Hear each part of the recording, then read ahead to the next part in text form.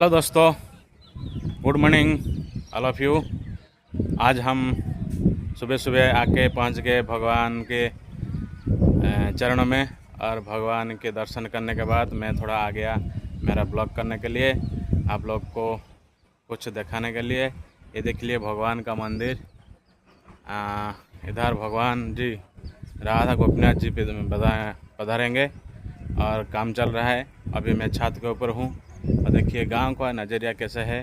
इधर सूर्य का जो उदय हुआ है और ठंडी ठंडी हवा आ रहा है, और भगवान जी का अभी आरती ख़त्म हुआ।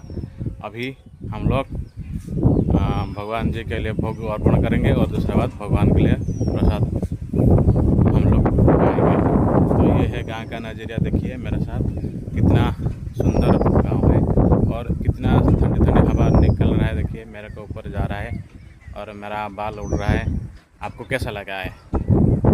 ऐसे ऐसे नया वीडियो देखने के लिए और भाई के साथ रहने के लिए आपको क्या करना पड़ेगा? आप लोगों को पता है, मेरे साथ जुड़े रहना पड़ेगा। मेरा वीडियो को लाइक शेयर कमेंट करना पड़ेगा और नया वीडियो देखने के लिए रहता हूँ। अभी जय जगन्नाथ।